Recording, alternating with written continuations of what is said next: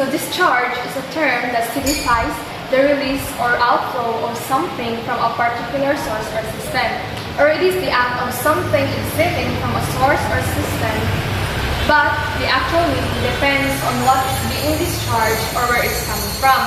So if we're related to sphere, the discharge is a term that typically used to describe the volumetric flow rate passing through a given area per unit over time. And discharge is often measured in cubic meters per second and can be calculated by using this formula. V equals 4 over 3 pi r cubed, wherein r is the radius of the sphere. Or it could also be like this. Discharge is equal to the change of volume over time, or simply dV over dt. Since we know what is discharge, let us proceed to discharge of the sphere. So over here we have the volume of the sphere, and this is the formula. V equals to 4 over 3 pi r cubed. Over here, as you can see, this is the illustration. This is the radius. And over here is the discharge. As we all know, discharge is equals to dV over dt. And so the formula, V is equals to 4 over 3 pi r cubed multiplied by d over dt. So we integrate. So we got the dv over dt is equals to 4 pi r squared dr over dt. So as we all know, this formula is the same as the surface area of a sphere, which is area is equals to 4 pi r squared. So this is just the same.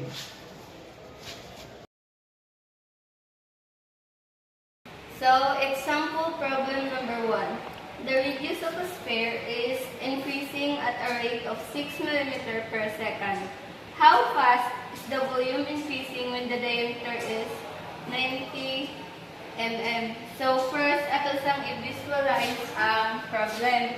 So, ang ganyang rate is, ang radius of sphere is increasing at a rate of 6 mm per second. So, unang nadali ang 6 mm per second. Unya, sa volume sa diameter is 90 mm. So, sa giingon sa ganiha nga ang formula sa volume sa sphere is 4 IV is equals to 4/3 pi r cubed. So, ato ning i-derive with respect to time. D over dt, V is equals to 4/3 pi r cubed. Itong i-chain rule mo ng ay 3r squared dr over dt. Ganun na ay come up na dv over dt is equals to 4/3 pi 3r squared dr over dt. Atong i-cancel out ang 3, nganang ang mahibilin is dv over dt is equals to 4 pi r squared dr over dt. So, ikaw man, ato nang i-plug in ang mga given sa problems. So, sa volume of diameter is 90 mm. Since ang gipangita is kanang radius, mo nang atong i-divide sa 2. Agdiri kay 90 man dya. Diameter man mo na atong i-count og 2 kay para makuha na to ang radius.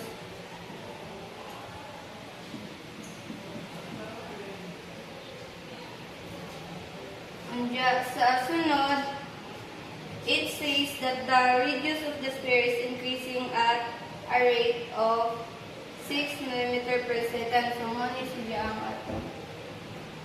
dr over dt is equals to 6 mm per second. Therefore,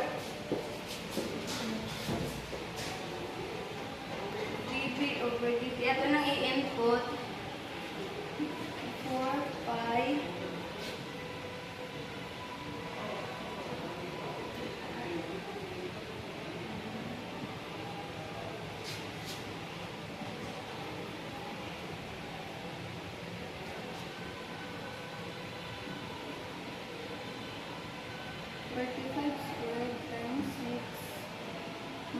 ang bawas is 152,681.403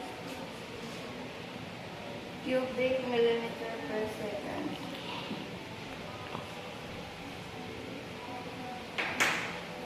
No, God!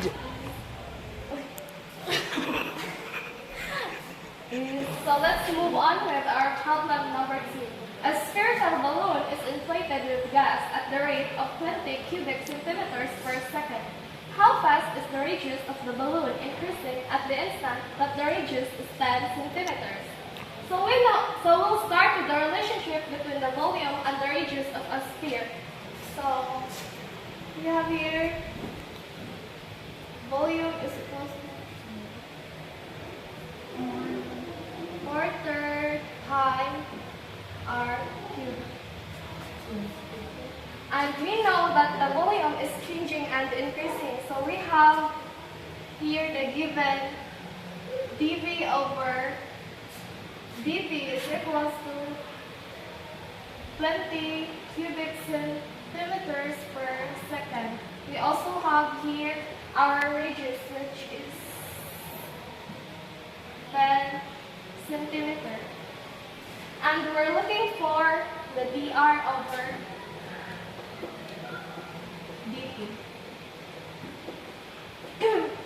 So now let's write down the solution or the formula.